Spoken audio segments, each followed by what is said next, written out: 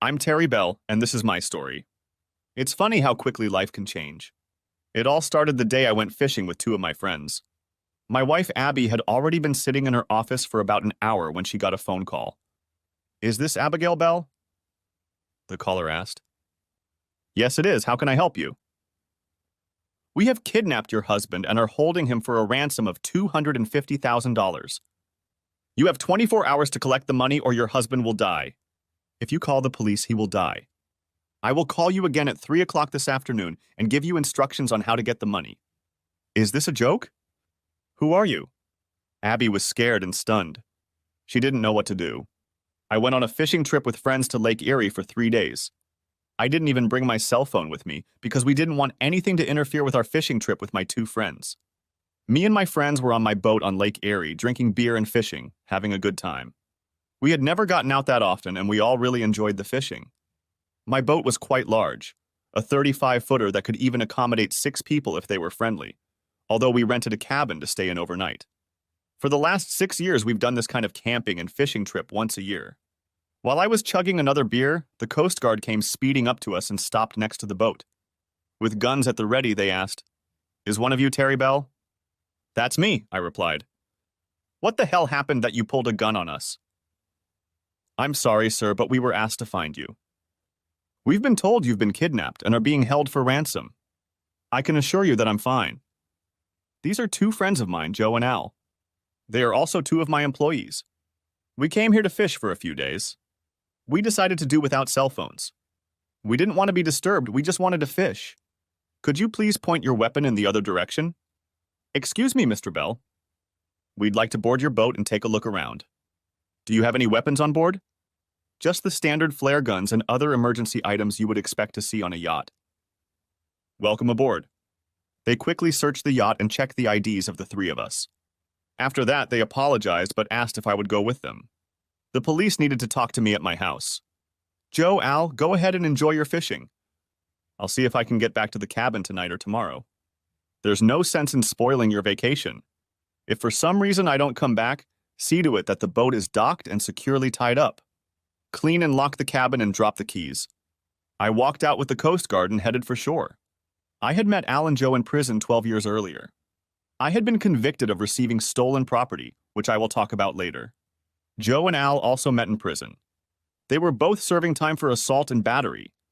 It seems each of them had caught his wife cheating on him and had beaten up his wife's lover. They could have been locked up for attempted murder, but they took the deal, reducing the case to assault and battery. Needless to say, they both divorced. During our time in prison, the 3 of us became good friends and had each other's backs. When I was released shortly afterward, I told them that I would do my best to help them when it came time for their parole. Before parole, I served 3 years. My father owned an auto parts warehouse. I had worked for my father since high school and eventually took over the business when my father became ill and passed away. A year after my release from prison, Al and Joe were released on parole. At the hearing, Dad and I told the parole board members that we had jobs for both men at a parts warehouse. They needed somewhere to live, and Dad mentioned that he had a house site near the parts warehouse and could rent Al and Joe a trailer each to live in. Since they had a job offer and a place to live, they both got out of prison.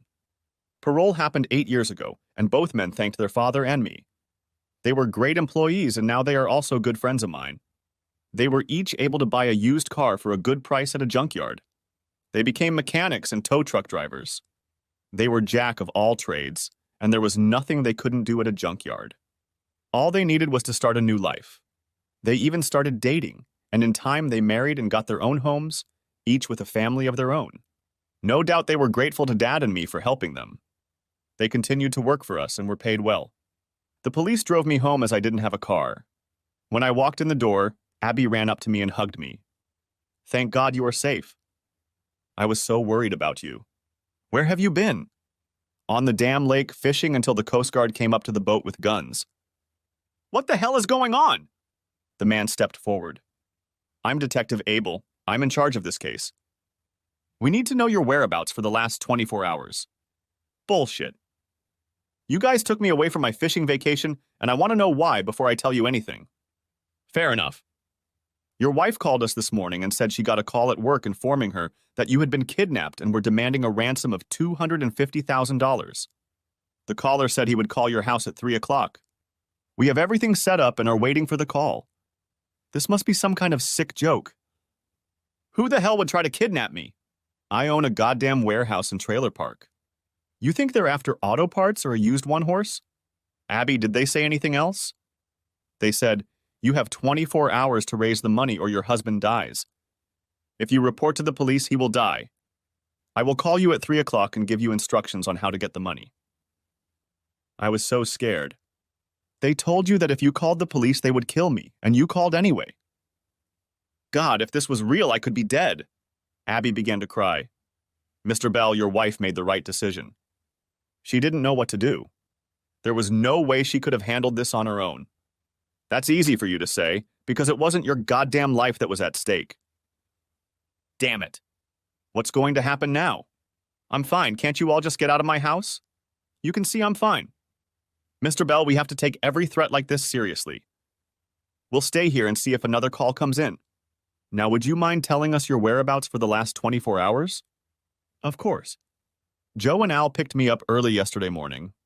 We rented a cabin on the lake for 4 days. We drove there, took my boat, and went fishing. We arrived in the evening, cooked a meal, ate, and relaxed in the cabin. This morning we had breakfast and were on the road again before the Coast Guard caught up with us. You know the rest. It was almost 3, and the detective and his officers had set up a telephone beacon on the kitchen table. He was going to have Abby there to talk to possible suspects if a call came in. I was sitting in the living room with 2 other detectives drinking coffee. There was a speakerphone on the coffee table so we could all hear any conversation. Detective Abel asked Abby to tell me that she had contacted her attorney to help her raise money in case of a call. The detective was going to play the part of the lawyer. I just sat there shaking my head. I said to the other officers, "Damn it, I could be out fishing." The phone rang at exactly 3 o'clock and Abby answered the phone. "Mrs. Bell, it's nice to see you came home early to take my call." "Do you have the money ready?" the caller asked. The voice was disguised. "Not yet. I've contacted a lawyer to help me get the money," Abby replied. "What? I told you that if you contacted anyone, your husband would be dead. Did you contact the police too?" No, only with a lawyer." "I'm sorry, but I didn't know how to collect that money." "You just told me not to report to the police. Please don't hurt my husband." "Put that damn lawyer on." She did as she was told, and Detective Abel picked up the phone. "This is John Wells. I'm the Bell's attorney." "What exactly do you need?" We knew he was just wasting time and trying to trace the phone. "What the hell is this?" "We need the goddamn money or Bell dies." "Is that clear enough? If we find out you or Mrs. Bell called the authorities, he dies. This isn't some goddamn game." "I'm not playing either. Before we give you that kind of money, we need to know that you have Mr. Bell and that he's alive." A commotion was heard on the other end of the phone. Then we all heard a voice. "Abby, it's me, Larry. These masked men came and kidnapped me right after you left the hotel this morning. Please give them what they want. Please." Then we heard a bang. It sounded like someone had been punched in the stomach. "Damn it," I said. "That's my loser brother, Larry." "What the hell does he mean you were with him this morning?" "As you can see, sweet Abby. We know you lied to us. Was that your husband yelling in the background? Does he know you were having fun with his brother? Looks like we got the wrong Bella. You see, we went to the dump yesterday and were told that Mr. Bell had gone on vacation for a few days. We stopped by your house yesterday morning to see if he had left and saw you were on your way out. We followed you to your hotel. Your room was registered to Mr. and Mrs. Bell, so of course we assumed it was your husband. After you left the motel this morning, we kidnapped the wrong Mr. Bell. He told us over and over again that we had the wrong man. We didn't believe him until he told us he had a twin brother. What do you want now that you don't have Terry Bell?" the detective asked, posing as a lawyer. $300,000 by 9 o'clock tomorrow morning, or Larry Bell dies. The extra money is for the lies and trouble we went through. Tomorrow morning we'll call you where to bring the money. No more games, no more money, he dies. The caller hung up and I stood up and started yelling at Abby. "You goddamn whore, now you're having fun with my brother. I won't give a dime to save his ass. The bastards who caught him will only save me from destroying anyone." 2 officers stood between me and Abby and asked me to sit down. I walked over to the refrigerator and got myself a beer and turned on the TV. I will have nothing to do with my gigolo brother or my whore wife. As soon as this farce is over, we'll get a divorce. The detective told Abby that he needed to know if what the kidnapper said was true. He needed to know her every move from the moment she left the house the previous morning. She was very upset and crying, but I acted like she wasn't even there. I didn't care anymore. Abby did explain to the detective, but she tried to talk so I couldn't hear, but I heard everything. She met Larry at the motel. His wife thought he was out of town. They had been lovers for months. I sat there getting more and more angry that I was being played. After dinner last night, we went to our room. I'm not going to tell you about how we made love, Abby replied. I cringed. Lovemaking? My brother never loved anyone. He only wanted your slutty ass because you were married to me. He didn't care about you, and now I don't either. Abby kept talking, but now she was afraid of me. She was glad the police were around. We said goodbye in the morning and agreed that I would see him in the evening. I went to work to make it look normal. When I arrived and got settled, I got a call that my husband had been kidnapped. That's when I realized how worried I was about him. I didn't know what to do, so I called the police. I've already told you the rest of the story. Did you expect to return to the room tonight? The detective asked. Turning away from me, she replied, Yes, we got a room for 2 nights. Damn whore, shouted I. One of the cops jumped up to restrain me, but I didn't get up even though I really wanted to.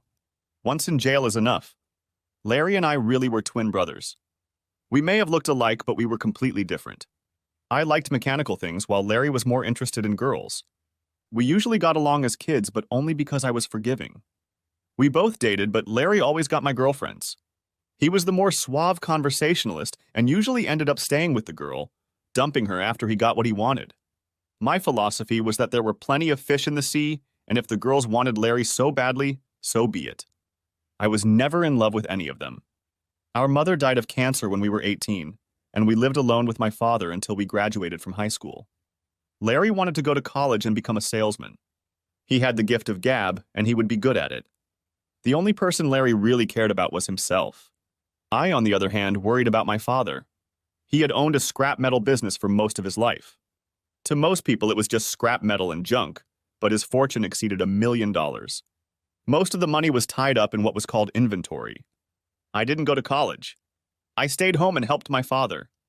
We worked hard and helped build the business even more. Dad was very proud of me and the business.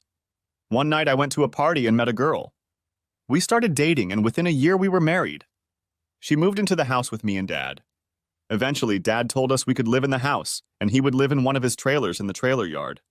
It was all he needed and gave us more privacy. Over the next 3 years, my wife Beth and I had 2 children. Everything was going well until Larry came home from college. One day I saw Larry trying to hit on Beth and we hit it off. Being the stronger of the two, I slapped his ass and yelled, "If you come near her again, I'll destroy you." Beth didn't utter a word. She knew to be quiet when I was angry. I'd never accused her of anything, and she was fine with that. But I had my suspicions. Neither Beth nor Larry ever denied what I said. After that day, Larry and I rarely saw each other. We kept in touch, but Larry kept his distance from Beth. After graduating from college, he took a job as a sales representative for a window and siding company.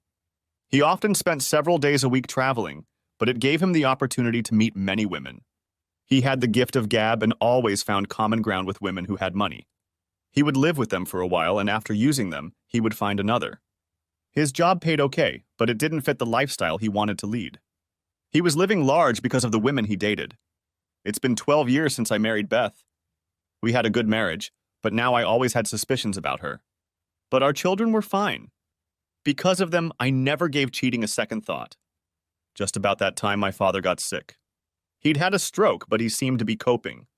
I went out of my way to call Larry and ask him if he wanted to join a salvage firm, and he just laughed at me, saying, "He wants nothing to do with our junkyard." Of course, Lou, our father, was uncomfortable, but I told him I would always be there for him. One day, we had a man come in with several cars he wanted to get rid of. Dad made him an offer under the table, and he accepted. Unfortunately, my father had already done this several times to avoid paying extra taxes. Because of this, he never checked the cars against the VIN numbers. A few days later, law enforcement came to the house with a search warrant. Apparently, the man who sold the cars to my father had told the police that he disposed of them in our parking lot. They found the cars and were preparing to arrest my dad for receiving stolen property. There was no way I was going to let Dad go to jail. I stepped forward to speak to the agents. Sir, I have accepted these cars. My father never knew about it. I was going to take care of the registration, but I didn't have time. All they needed to do was arrest someone. I was arrested and pleaded guilty. I was found guilty and sentenced to 5 years in prison. My father was distraught and said he would do anything for me. I hugged my father and he tearfully told me how sorry he was. The day I was sent away, I realized that my dad would not survive prison. He already had a bad heart, and I didn't want him to die alone in prison. Beth left me and filed for divorce 2 months after I was sent to prison. She said she didn't want to live alone. She took the children, of course, and soon began dating an insurance agent and married him a few months later. I was very upset about losing the kids, but said to hell with her. I corresponded regularly with my father. He came to visit me every month. Several of his cousins helped my father. Coming from prison, there wasn't much I could do in the salvage business. At least Dad trusted his cousins who were a little younger than he was. During my time in jail, I met Al and Joe. They seemed like pretty decent guys to me. Each of them told me a similar story about catching his wife with a lover. In each case, they had beaten them so badly that the lovers had to be hospitalized. I understood that this could happen. I almost did it to my own brother. I told them that when they got out on parole, I would do everything I could to help them. I even talked to my father about it, and he agreed to hire these people when the time came. After serving 3 years of my 5-year sentence, I was released. I was happy that I was free and could help my father again. My father made me part owner of the business. He told me that way when he died, it would be my business, and Larry could have no claim on it. His cousins were doing a pretty good job, so we kept them. Dad said they worked a little harder after I got back. That made us both smile. The next year, we hired Al and Joe. We kept the promise we made to those 2 men. They said they would be forever grateful to us. Several years passed, things were going well, and business was booming like never before. I made sure that every vehicle we received went through a complete inspection. I wasn't going to spend any more time in jail. One day, I had to rush my father to the hospital. He had a heart attack. I called Larry and he got a chance to see his father before he died shortly afterward. As promised, I inherited the rest of the business and the trailer yard. I also got the house I lived in with Beth and then Dad after he was released from prison. Larry got the money. Dad left him his savings account, stocks and bonds totaling almost $300,000. He left happy. He had recently married a wealthy woman. Her husband had died, and he was there to comfort her. Her name was Cora, and she was smart enough to have a pre-infarction fortune. She and her husband owned a real estate business and were quite successful. I met Cora and spoke with her a few times. She was a pretty woman and seemed intelligent. I think her loneliness drew her to Larry. She could have accomplished so much more, I thought. That's how we met my now wife, Abigail. We met at a party hosted by none other than Cora and Larry. Abigail was a beauty. Great body and nice legs. She would have been perfect for Larry. Too bad she was friends with Cora. She'd been married twice and divorced twice and never had children. She worked at an insurance office in downtown Cleveland. Abby and I started seeing each other regularly. Soon we decided to get married. I incorporated a salvage business so that no one could lay their hands on it. Abby brought about $400,000 into the marriage and hoped that I wouldn't mind having an advance on it as well. She told me she thought we would be together for life, but unfortunately she had already been married twice. Needless to say, I didn't mind. In fact, it protected my assets as well. I knew she had built up her savings from her ex's money. I cared for her a lot, but I'm not sure I would call it love. I was always left with too many questions for people for me to fully trust them. My first wife, Beth, agreed to let me see my children from my first marriage after I got out of prison. I was pleased that they still called me Dad and that I was present in their lives. I was now helping them both go to college. Life was going well for me. Business was going great. Al and Joe had become my best friends and I was able to see them quite often. I was married to a beautiful woman. Things were much better. A couple months before that, Abby started acting a little strange. I thought it might be some kind of female characteristic and left it at that. But I kept my guard up, even though I had no reason to believe she would cheat on me. I told her that my friends Joe and Al and I were going fishing for a few days. It would be impossible to reach us since neither of us had brought our cell phones with us. We had been going fishing for the last 6 years, so this was nothing new. Just some time with the guys. I told her that if she did have an emergency, she could always call the Coast Guard. So far, that hadn't happened. Chapter 2. The detective was talking to the operator of his equipment. They were hoping to trace the number they were calling from. They knew they had been in contact for more than long enough. Have we been able to establish a cell phone? Yes, sir, but not very well. The caller used a track phone, which you can buy almost anywhere. They're disposable. You can add minutes to them if you want. I traced the number, but that only tells me it was purchased at a Walmart store. It could have come from anywhere. The tower that received the call was in downtown Cleveland. Can we narrow it down? The detective asked. Not really, just within a 5-mile radius of downtown Cleveland. That's not much, sir. Send 2 men to the motel and see if we can find out anything. Mrs. Bell, we'll need the name of the motel and your room number.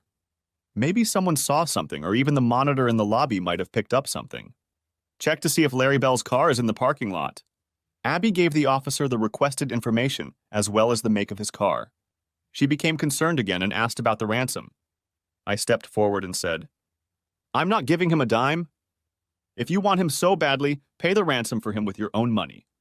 By the way, I think we should let Cora know since her husband has been kidnapped. No, we can't call her, Abby said. On the contrary, Mrs. Bell. We need to talk to her and find out what she might know, Detective Abel said. Besides, it's her husband, and she deserves to know that he's been kidnapped. Detective, let me call her.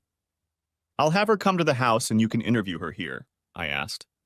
Okay, but get her here as soon as possible, Detective Abel said. Hi, Cora, it's Terry. Do you have a chance to come to our house? We have something important to discuss with you, I asked Cora. Does it have something to do with Larry? He's supposed to be in Pittsburgh and he's not there. Do you know where he is? Cora asked. No, I don't know where he is. The detective is at our house right now and he needs to talk to you, but not on the phone, so please hurry, I asked. Cora arrived 15 minutes later. I met her at the door and took her hand as she walked into the living room. What's going on? Where's Larry? Is he okay? Mrs. Bell, Detective Abel said. Just call me Cora, since there are 2 Mrs. Bells here. Where's Abby? Is she here? She went out to the bathroom. Cora, tell me, what did you mean when you said your husband wasn't in Pittsburgh? Detective Abel asked. Do you know where he is? Why won't anyone tell me anything? Cora trembled. I uttered. Cora, Larry has been kidnapped. Listen to me, please. The people who kidnapped him thought it was me, but they took Larry by mistake. He's alive, but they're demanding a ransom. Oh my God, I can't believe it. Why would anyone kidnap Larry or even you, Terry? It doesn't make sense. Cora, we need you to tell us everything that has happened in the last few days, the detective said. We've spoken to your husband for a few seconds, and we know he's alive. We're trying to find out where he's being held. Cora was a little nervous, but said she would tell them anything she remembered. I've been wondering more and more lately if Larry is cheating on me. He was supposed to go to Pittsburgh for 2 days for one of his shows. He often attends home remodeling shows.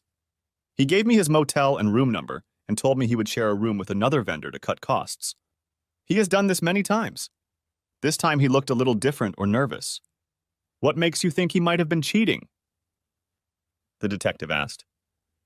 He's been more aloof lately. You know, too tired to make love. He's also been missing more often than usual, usually for a day at a time. I needed to know for sure, so I was going to follow him to Pittsburgh. He left yesterday morning and said he'd be gone for 2 nights. He even called me when he announced his arrival. But he didn't know that I had given his motel and room number to a private investigator. I know it's wrong, but I needed to know if he was cheating on me. It cost me $1,000, but it would be worth it to find out that my husband had been faithful to me. The private investigator called me this morning and told me Larry Bell wasn't there. He was checked into a motel, and the private investigator even talked to another man in the room who told my private investigator that Larry had paid for half the room, but said he had another engagement, but didn't know where. He came into my office this morning and gave me back $500. He said he didn't feel he had earned it, as he had never seen Larry. Abby walked into the room. Her eyes were red as if she had been crying. Cora went over to hug her, but Abby held up her hands. What's going on? What's the matter, Abby? First you say my husband is being held for ransom, and now my best friend is crying and doesn't want me anywhere near her. What aren't you telling me? Terry, you never lie to me. What's going on? I handed Cora a beer and told her to sit down. I told her the whole story and about the kidnapping when they took Larry from the motel room thinking it was me. The reason they thought it was me is because my damn wife was doing it with your husband. What, Larry and Abby are having an affair? Looking at Abby, Cora said, "You two-faced bitch. When I told you I thought Larry might be having an affair, you comforted me and told me he wouldn't do that to me. And now I find out you're the one having an affair with him." Cora started to cry. I put my arms around her and pulled her to me. When she came to her senses, the detective asked if she had anything to add. Add? Thought I. Is he kidding me or something? He gambled a lot and lost a lot of money. I don't know if it had anything to do with the fact that they wanted Terry, Cora replied. The detective asked me if there was anyone I thought might try to kidnap me. Any enemies or someone who would know I had money ready.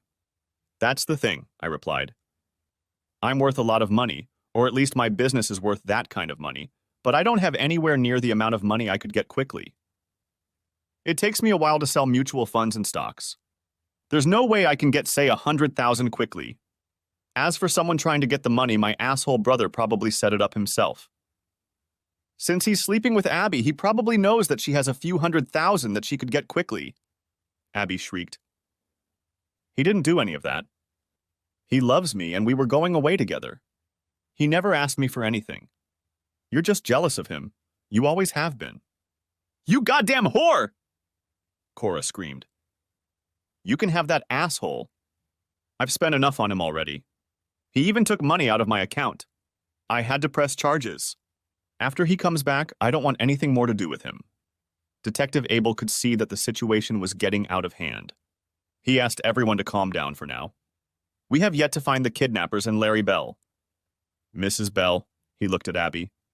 We need to find a way to get the $300,000.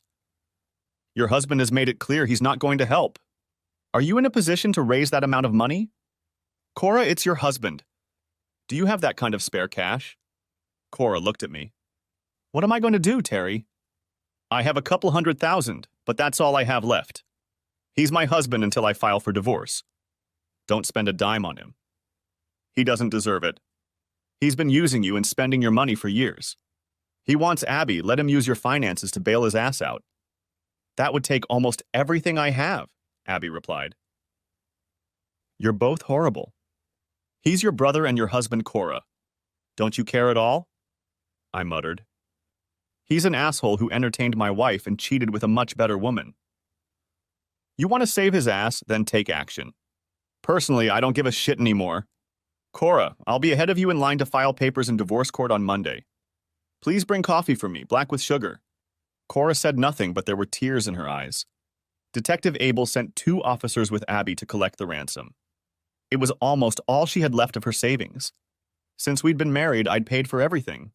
She bought a few personal items for herself, and now I suspect she gave Larry some money or bought him gifts. When they came back with a satchel of money, I stood up and said I was leaving. You can't leave, said the detective. Why not? Either you arrest me or I'll leave and go fishing with my friends again. I'll take my cell phone with me in case you need to call me about the funeral. I knew I said it horribly, but at that moment I didn't care. Cora told them she couldn't stay at the house because of Abby. She would go to her house and the detective told her that he would put a security guard on her house to watch her house until this ordeal was over. He will keep her informed of what is going on. I looked at Abby. I'll stay in the cabin for a couple more days. Once you get your lover back, I'll expect you to move out of my house. Remember what you wanted? The house is mine. Detective Abel didn't know what to do with me. He had no reason to keep me, and my presence here wasn't helping matters. His main concern was getting the hostage back safely. He walked me to my car and told me to keep an eye out for anything suspicious. After all, I was supposedly the original target. I told him I didn't really think so, but thanks for your concern. I got in the car and headed back to the cabin. A few hours later, Al and Joe returned to the cabin. They had driven into town and came back with fresh pizza and beer. I told them all that had happened. The next morning around 8 o'clock, I got in my boat and went fishing. As I passed the Coast Guard, I turned on my very loud fog light and waved at them. Something told me they were told to watch my boat. I just made it easy for them. Al was driving. By the time we got back to the cabin, it was about noon. We made sure we put the fog siren back on in front of the Coast Guard. We didn't want to make their job of watching us any harder. Around 3 o'clock, a car pulled up to my driveway. Al and Joe were just getting out. Al in my car and Joe in his. It was Detective Abel and 2 other detectives, all in suits. You certainly don't look dressed for camping or fishing, so I assume you're here on business. Where are your friends headed? Detective Abel asked. I told them I was going to rent the cabin for a couple more days and they could stay. They asked if they could bring their wives and kids and stay a couple days. Of course, I said yes, and they went to get them. I think they're going to love it here. We all came here in Joe's car, and I lent mine to Al to take his family. So why are you here? Where were you able to save my wonderful brother? I decided to come out and tell you what happened this morning. We were able to find your brother. He was pretty shaken up, but he's going to be okay. I think you were wrong in thinking he was involved in this kidnapping. I've known him all my life, and he's always been involved with women and money. I stand by my assumption of his involvement. I told the detective. You guys want a beer or a soda? A Coke would be nice. We're on duty, so we can't have a beer. Is it okay if we take a look around the cabin? Come on. It's a little dirty in here since we didn't clean up after breakfast this morning. We'll have to clean up before the guys get back here with their wives. I laughed. The other 2 detectives glanced over, and Abel told me what had happened after I left the day before and that morning. I didn't ask, but apparently he wanted to gauge my thoughts. His detectives came back from the motel and no one had seen anything. They said a man asked what room the Bells were staying in, and he told him. The desk clerk said he didn't get a good look at him, and they had people piled up in their room waiting to be evicted. Apparently, Larry and Abby had a room on the 2nd floor with access to the hallway and access through a glass wall to the street by the pool. They figured Larry had been kidnapped and taken out the back door. They questioned several guests, but no one had noticed anything. Larry's car was still parked in the motel parking lot. He must have driven away quickly because almost all of his belongings were there, even his wallet, but there was no money in it. There were no credit cards either, so maybe if the kidnappers tried to use them, they could catch them. The other 2 detectives came over and sat down with us. I got up and got chips and dip. I went and bought each guy a drink and myself a beer. Looks like you're going to have to stick around for a long time if you're going to tell me what was going on this morning. You guys might want to grab something to eat. Sorry, we don't have any donuts. The detectives were nice enough to thank me for the chips and dip. I also put down some pretzels. I sat back down and let Detective Abel continue the story. He said the kidnapper called at 9 in the morning. He explained that he wanted the lawyer Abel claimed to be to hand over the money. The part of town where he was to pick up the money and where Larry was supposed to be was a dangerous neighborhood, and Abby couldn't be safe there. So my dear wife took her own savings to pay the ransom for my asshole brother, her lover, I asked. Yes, she took it. But we returned the money 80% of the time, Abel said. So you got Larry home safe and sound, and you got her money back. A good day's work for you. We got Mr. Bell back, but we lost track of the money. I'll try to explain what happened. We thought we were looking for common kidnappers, but these people had a plan. We were taken by surprise, Abel replied. You keep saying they, so are you sure there was more than one person involved? I asked. According to your brother, a few minutes after your wife left the motel, there was a knock on the door. He thought she had probably forgotten something and opened the door. 2 masked and hooded men knocked him down and injected him with a knockout drug. The next moment, he woke up in what appeared to be a crypt or a closed room with no windows. The room was dark, dirty, and practically empty. There was a bucket he could use as a toilet and 6 bottles of water, but no food. He said he tried to scream, but no one answered him.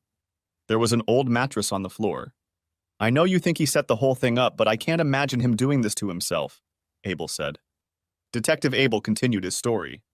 He was told to take a suitcase of money to an abandoned shopping center that had been closed for years. I knew the neighborhood, and it looked like a war zone. There was an old car parked in one of the old garages. It was an abandoned green Chevy. He had to put the suitcase in the trunk, which held the key. Close the trunk and take the key with him. The kidnappers said they had another trunk key. He was then to leave the premises quickly, and after the kidnappers came and checked the suitcase to make sure there were no dye packs to taint the money or any tracking devices, they would call the Bell's house and tell them where they could find Larry.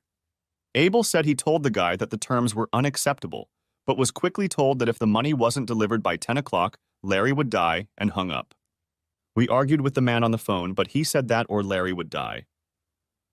We didn't like the idea, but we figured we could watch the building and the car and see who might come and get the suitcase, and we had no choice, so we agreed.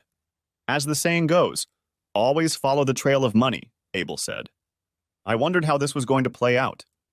So how did you save asshole Larry and not get the money? I did what I was told and put the suitcase in the trunk of the old green Chevy.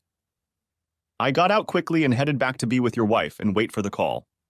Jim and Bob, he pointed to the two detectives, hid across the street from the mall. They had binoculars and kept watching the building and the car the whole time. We waited until noon, but no one showed up. I was beginning to worry that something had gone wrong. I had a device sewn into the lining of the suitcase, and it showed that it was still in the trunk of the car. About half an hour later, Mrs. Bell got a call that the money had arrived and gave us the coordinates of where we could find your troublesome Larry. It was located 2 houses below the garage.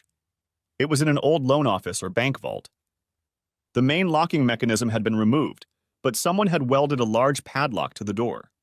There was no way Larry could get out. Jim used a sledgehammer and kept pounding on the lock until it finally broke. Larry sat in the dark in his underwear. He had drunk 5 of the 6 bottles of water and was struggling to use the bucket in the dark to relieve himself. We questioned him over and over, but he had no idea who had kidnapped him. All he could remember were 2 masked men. He said they were very angry when they mistook Bell. When they let him talk on the phone, they put a bag over his head. Other than that incident, he was alone. So I don't believe he could have gone through that. So what happened to Abby's money? Didn't you just say the gauge showed they were still in the trunk? I asked. That's unbelievable. While Jim went off to find Larry, Bob came back and opened the trunk of the green car. The suitcase was still there, but all the money had been taken out. The old clunker in the trunk had a false bottom. Under the car, we found that the sewer manhole cover had been removed, and someone had taken the money from under the trunk and got out through the sewer. We found the place where this person got out, about 100 yards behind an abandoned shopping center. It was a deserted street full of dilapidated houses. We don't have anything we can trace who went out or where. We don't even know how many people were involved, except that Larry said he was abducted by 2 men.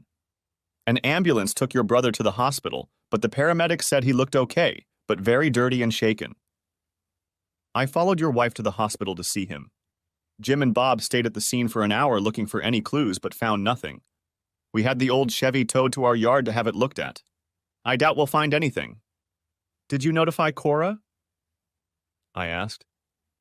Yes, she thanked us and said she'd have to meet him and tell him she was filing for divorce. She was glad he was safe, but that was it. The 3 detectives stood up and I thanked them for taking the time to explain the situation to me, but I wanted nothing to do with my brother. The best thing he could do was stay away from me. Abel asked me one last time if I knew anyone who might try to kidnap me. Detective Abel, I own and operate a scrap metal recycling center and trailer yard. I had 2 of my best friends with me. 2 of my cousins ran the warehouse while we were gone. I have a few part-time employees, but there's no one trying to kidnap me. Abby could hire someone, but what would she gain from that? Until yesterday, I bought her everything she wanted. She never once spent a dime of her money on me. I have a brother who is a money-hungry gigolo who never has enough. I'd still bet my 2 cents on him. Some time passed when Al and Joe showed up with their families. Everyone seemed so happy, but they knew about Abby, and that made it a little uncomfortable. She had never been close to any of them. I told the guys that I was feeling a little third-rate and that I would be staying at a motel for a couple days. I told them to enjoy the cabin and my boat. I trusted them completely with everything I owned. They were true friends. I would be back in 2 days to put the boat in the dock and close up the cabin. I told them to enjoy their vacation and told them I would see them at work on Monday. I decided that peace and quiet would be best for me. I needed to think about what to do next. I called Cora and invited her to dinner the next day. She agreed. Chapter 3, I met Cora the next day. She looked beautiful but sad. She always dressed like a businesswoman since she was in real estate. We met at the Red Lobster for dinner. We drove separately. Why do you want dinner, Terry? She asked. The last couple days haven't been the best, and I thought we could use a friend. So did you see my asshole brother yesterday? Yeah, I got there shortly after Abby left. I can't believe a friend would do that to me. I never want to see her again. Larry wanted to apologize, but before he could do so, I told him to go to hell. That was the last straw. First he steals from me and then he cheats on me with Abby. I informed him that I would file for divorce on Monday, and if he tried to resist, I would file theft charges against him when he forged my name and withdrew money from my savings account. God, I don't know what I see in him. I feel such a fool for marrying him and then staying with him. He was always a talker. I hoped he had changed when he married you, but I see he hasn't. I'm seeing a lawyer on Monday too. If you want to come with me, that's fine with me. She smiled. Your brother may be a chatterbox, but you're a sweet man. Always willing to help anyone in need. Larry has always been jealous of you, but you probably already know that. What did he say about the kidnapping? Did he admit to setting it up? I asked. Cora laughed lightly. He said he had nothing to do with it. He said they were after you, but he had no idea why. They seemed really pissed off when they took Larry instead of you. I'm confused about all of this. Is there something you know but aren't saying? Let's leave it at that for now. Talking about my brother makes me queasy. How about we go see a lawyer together? We can even have lunch, I asked. Terry, I've always cared for you. It's a shame I picked the wrong brother, but I didn't know you then. We each have to handle our own divorces. Some might think we faked this kidnapping to be together. She laughed. But that doesn't mean we can't have dinner or lunch every now and then. I loved being with her. She seemed so kind and genuine and easy to talk to. I thought about her many times, but I would never admit my feelings to her. We were both married and honored our vows. After the divorce, I hoped things would change. I got to the cabin on Sunday and Al and Joe or their wives had already cleaned up. They thanked me over and over again for the use of the boat. I told them they could use it anytime they wanted. The wives even gave me a hug. Al and Joe had already taken the boat back, tied and locked it up. I said goodbye to Joe and his family and told them I would see him tomorrow, but would be there late. I had to stop by the lawyer's office. I drove Al and his family home since he didn't have a car, since it was just the three of us. I called Abby on Sunday after I got back to the motel and told her that I hoped she was already packing because I would be home Monday after work and she had better leave or wish she hadn't. It was a threat, but I didn't care. I doubt I would have done anything but kick her ass out. She wanted to talk about money and divorce. I told her it's all in the prenup. She'll get what she came in with. The house and pretty much everything in it stays with me.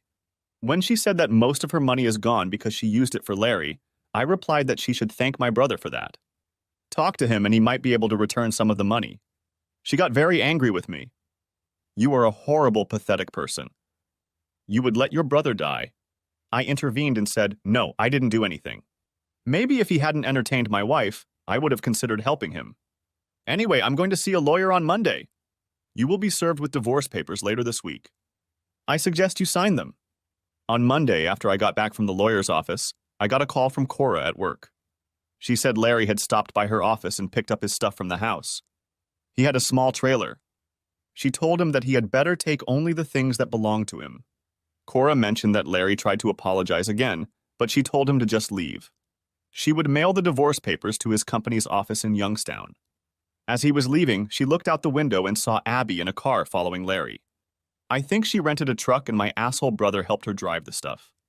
When he got to the door, Cora said she told him that she had dinner with me on Saturday, and that I told him if I ever saw him again, he'd be a dead man.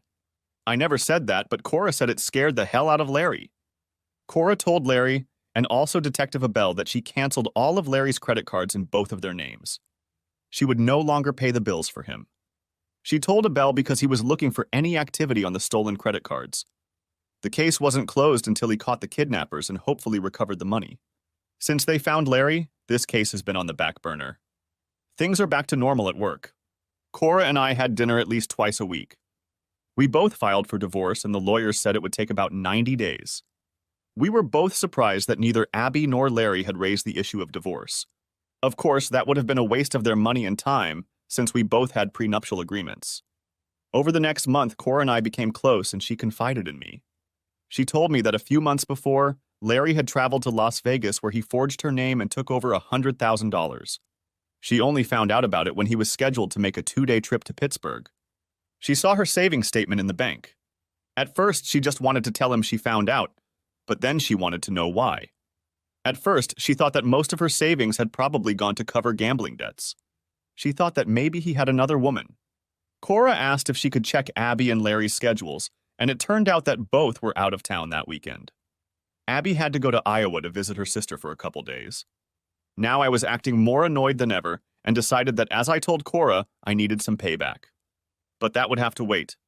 Too little time had passed since the kidnapping. We found out that Abby and Larry are living together outside of Cleveland. They're renting an apartment for now. Both were still working. We didn't know if they were happy or not. Cora said that maybe I should leave it alone. It was over. Cora told me that Larry thought I was a buffoon, going to jail to protect my father. There's no way he would have done that. She thinks it was a beautiful and heroic act for my sick father. I knew I was falling in love with her. I just like being around her. Sometimes you feel at home around certain people. Cora helped me feel that way. I asked her if she would marry me when our divorces were final. We hadn't even made love yet, but I meant it. Terry, are you sure you want to do this? I'm probably not the best lover since my husband wants another woman. But she didn't say no and smiled. Our divorces will be finalized next month. Let's celebrate together, spend the night together, and then you decide. I already know how I feel. I didn't doubt my feelings for her. Being around her made me happy. A month passed, and that same week we both received our divorce papers. Cora said she was going away with me for the weekend. I decided to take her to Pittsburgh. I made reservations for us at the Sheraton Inn. I knew it was a great location, and we would be able to see the city. We left on Friday. I drove through Youngstown, crossed the Ohio River and into West Virginia, and then made it to Pittsburgh, Pennsylvania. In Youngstown, I stopped to put gas in my car using my credit card. I then stopped by Chase Bank, but it was closed, so I put a large deposit on overnight deposit. I told Cora that I was going to deposit the money before I left, but since it was the same bank, I would drop it off there. It was too much money to carry around. We had dinner at the Sheraton. It was wonderful to be with her. After dinner and a few drinks, we went up to the room. That's where we made love. The next morning, we explored part of the city, visiting the Carnegie Institute, which is a museum. After that, we decided to go to a baseball game.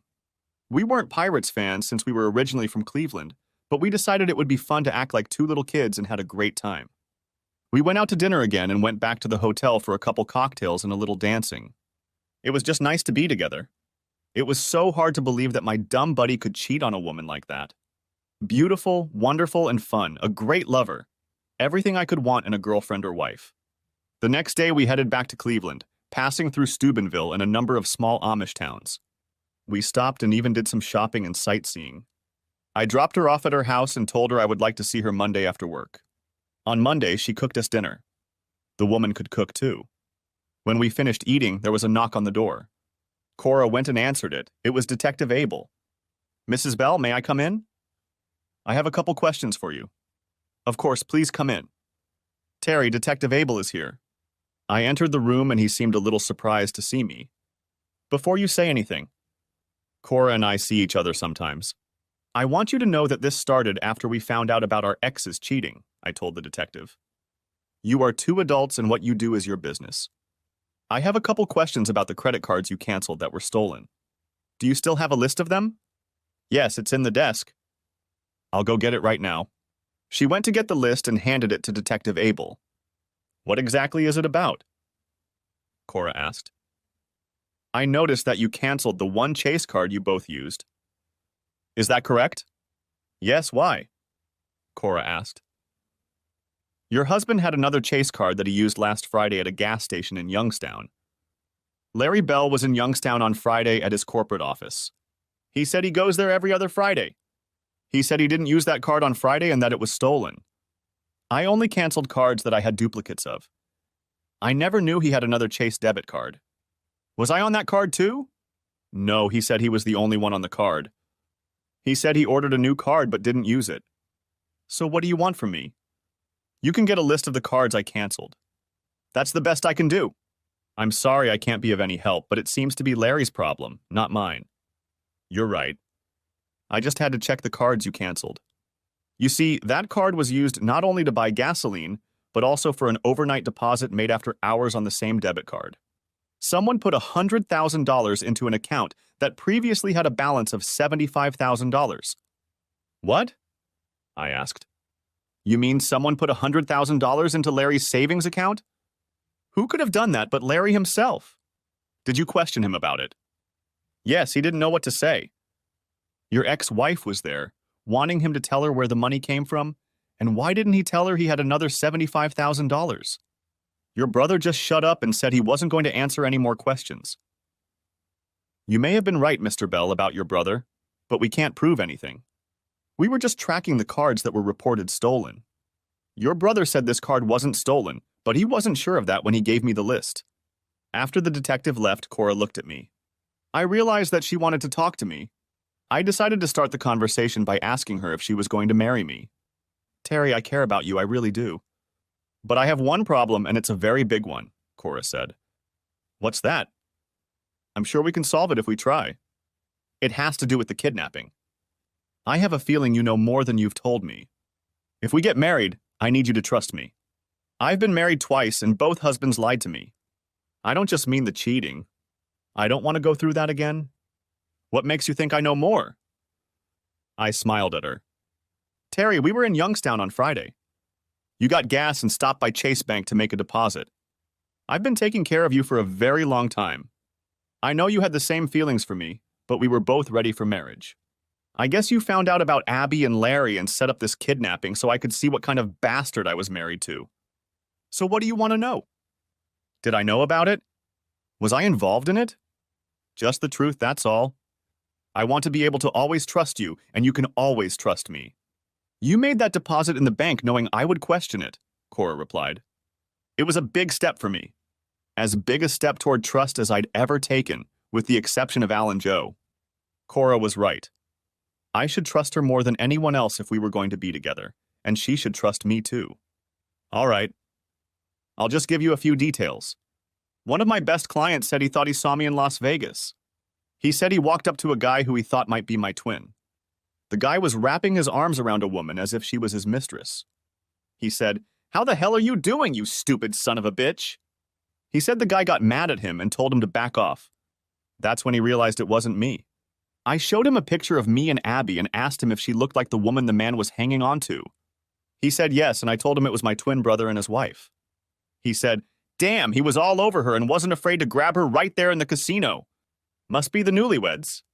I just agreed with him. I called Abby's sister and she'd never been there, so I knew what was going on. Abby went to Las Vegas with Larry, and I figured you were the one who paid for the trip. I paid for her airfare, presumably to her sister's house. I checked Abby's savings account, but she hadn't withdrawn any money for the trip. So I decided to find a way to get even. I enlisted the help of a few close friends I could trust.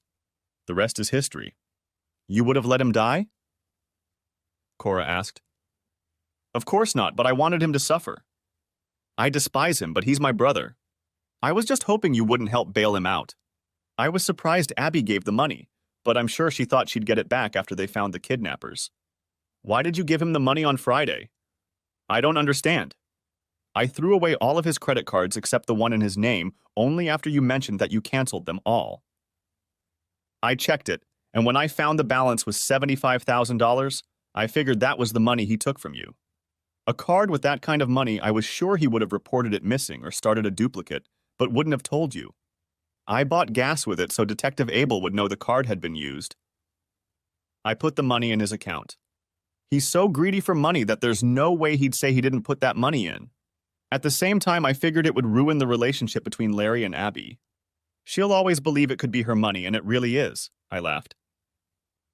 There's no way he'd be able to explain where he got that kind of money. What did you do with the rest of the money? I didn't need any of it. I bought stock in my company for two of my friends who helped me. $50,000 each and put it in their names. They now own about 4% of the stock in my company. I told them not to mess around with it for a while. They both said they liked having a stake in the business.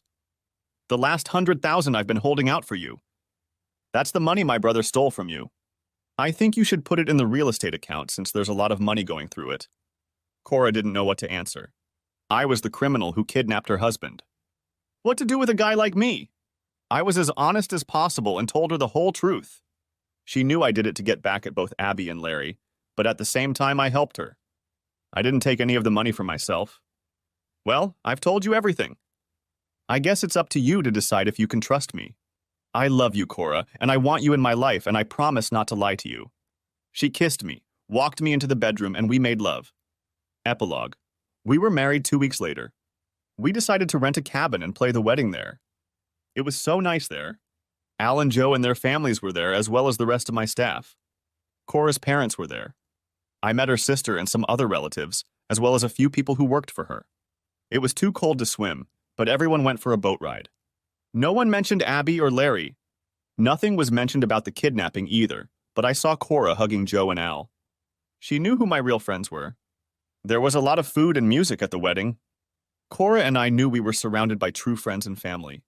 Her parents were a little shocked that I looked like Larry until Cora told them he was my twin brother. After everyone left, Cora and I took a moonlit boat ride. We spent 4 days fishing and just enjoying each other's company. Cora and I had a tentative agreement, but it was for business only. I owned my parts warehouse and she owned her real estate business. Everything else we shared? I sold my house where I'd lived all my life, and Cora sold hers. We bought a condo together to start fresh. It was wonderful to come home to Cora. Sometimes we had dinner out of the house, and sometimes we had dinner at home. Al and Joe's wives became Cora's best friends. Since Cora could not have children, we often watched their children. We were Aunt Cora and Uncle Terry. We are now considering adoption. As far as we have heard, Larry and Abby are no longer together. Furthermore, we heard that Larry had moved out of state, which was fine with me. Cora said she had seen Abby a few times when she was away on business. She had gained weight and was seeing someone from her insurance firm. She never talks to her and only shakes her head when she sees her. We never heard back from Detective Abel, so I guess the kidnapping case is closed for now. Thanks for watching, I hope you enjoyed it, so subscribe to my channel and watch the next video.